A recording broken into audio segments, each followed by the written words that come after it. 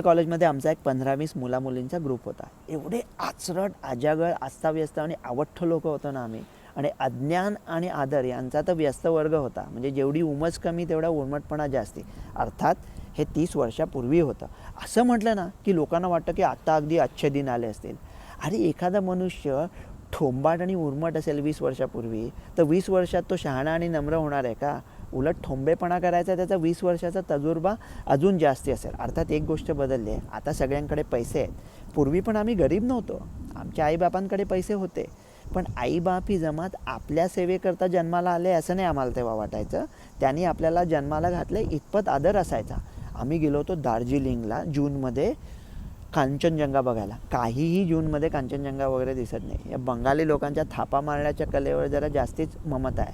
अशा गरीब हॉटेलमध्ये राहिलो होतं ना की त्याच्यापेक्षा काही गरीब असतं तर याचा अर्थ त्यांनी आम्हाला तिथे राहायचे पैसे दिले असते. कॉमन बाथरूम होत्या तिथे. तर आम्ही उपाशीपोटी झोपलो. मी उठलो पहाटे 4 वाजता. नेहमीप्रमाणे स्वतःचं आवरलं आणि ज्ञानेश्वरी किंवा चांदोबा वाचत काहीतरी बसलो होतो. तेवढ्यात माझा एक मित्र आला. तो म्हणाला, गोडसे मला ना जोरात जायचं आहे.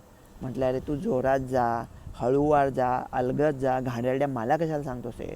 तो बघतो तो 4-5 मित्र केविलवाणे उभे, कॉमन बाथरूम सगळ्या भरलेल्या. त्यावेळेला तूच काहीतरी करू शकतोस. म्हटलं, तुम्ही युधिष्ठिराचं नाव ऐकलं आहे का? माझे सगळे मित्र कॉन्व्हेंटचे होते. त्यावेळेला आपल्या वर्गात होता का रे? म्हटलं, अश्वत्थामा हताहा नरोवा कुंजरोवा. थोडं खोटं बोलून बघूया. मी त्या बाथरूमच्या बाहेर गेलो आणि ओरडलो, कांचनजंगा दिख रहा है रे. ते ऐकल्यावर वारोळातून मुंग्या बाहेर पडाव्या तसे सगळे लोक बाहेर पडले. माझे मित्र घुसले बाथरूममध्ये. त्यांनी बाथरूम वगैरे वापरल्या. असं रोज चाललं होतं. 3-4 दिवसानंतर एका काकानी मला अडवलं. ते माझ्या अंगावर जोरात बंगालीमध्ये काहीतरी ओरडायला लागले. मग कळलं ते काका जळगावचे होते. ते माझ्याशी हिंदी बोलत होते. त्याले, बाळा मला तरी दाखव कांचनजंगा. तर सूर्य नुकताच वर येत होता. तसा अंधार होता. मी कुठेतरी बोट दाखवलं. त्याले, अरे वा. त्याले, सुधा इकडे ये. त्यांची बायको येईपर्यंत त्या टेकाडावर एक पोरगं चढून तिकडे पतंग ओढवत होतं. तरीसुद्धा हे काका आणि सुधा, अरे वा कांचनजंगा वगैरे. तो जसा सूर्य वर येत होता तसा त्या टेकाड्यावरची पाण्याची टाकी, वाळत घातलेल्या लोंग्या वगैरे दिसत होत्या. म्हणून लाजेकाजेस्तव मी त्यांना म्हटलं की सकाळी ना रवींद्र संगीत म्हणून त्याचा आदर करायची पद्धत असते इथे. म्हणा माझ्याबरोबर, करा डोकं खाली.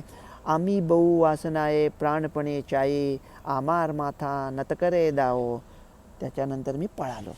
त्या म्हणाल्या, सुधा काकू, की तुझ्यामुळे रवींद्र आज आम्हाला दिसला रे बाबा कांचनजंगा. म्हटलं, एवढं काही नाही हो.